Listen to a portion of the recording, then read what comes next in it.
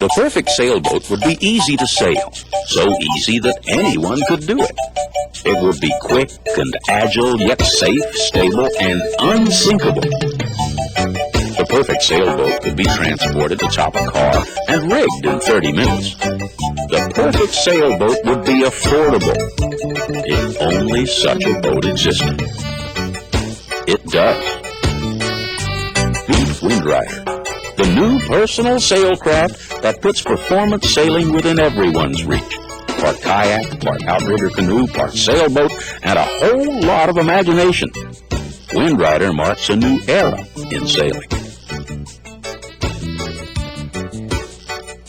It doesn't look like any boat you've seen before, and it isn't. Overcoming the disadvantages of monohull and catamaran designs meant creating a whole new class of boat.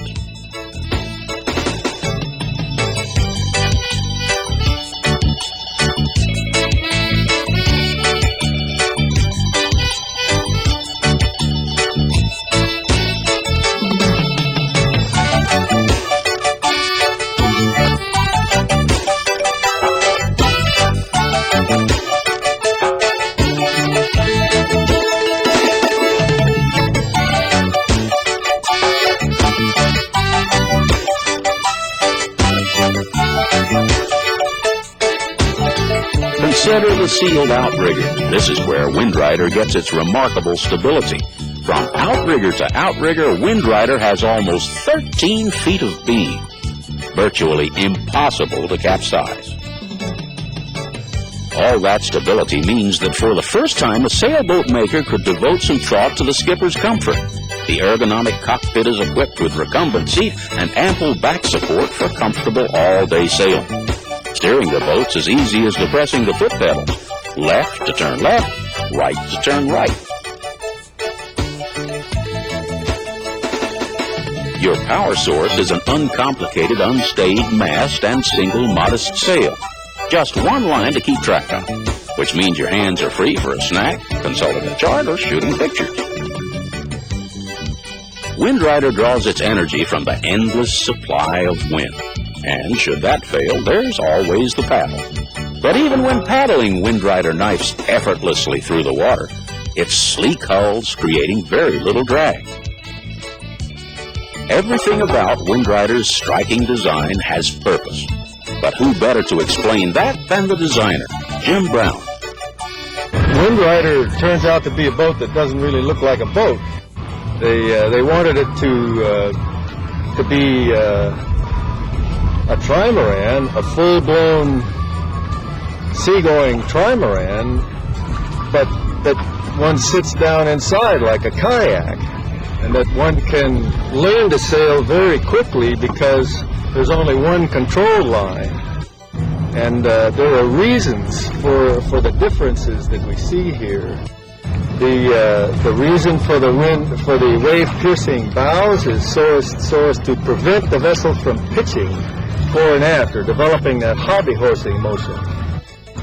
And the reason for the curved or arched cross beams is so that when driving the vessel hard in rough conditions, we don't drag the beams in the wave tops.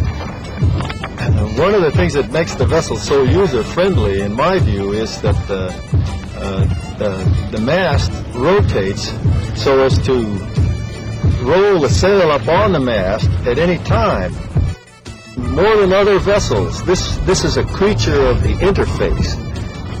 It will allow one to have access to the physical environment of the world in an entirely different fashion. When the weather really gets rough, or late in the season when it gets cold, we have the opportunity to close in a good portion of this cockpit.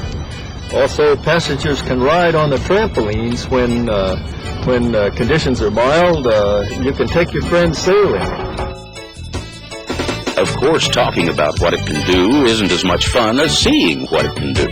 WindRider is at its best when showing off. She comes about smoothly without the scampering back and forth across a trampoline or swinging out on a trapeze. Notice how the raised boom provides plenty of clearance when tacking. No more nasty bumps on the head. Look at that acceleration. A monohull would be fighting to stay upright after a gust like that. WindRider is made of tough, shock-resistant, roto-molded polyethylene, the same stuff used in whitewater kayaks.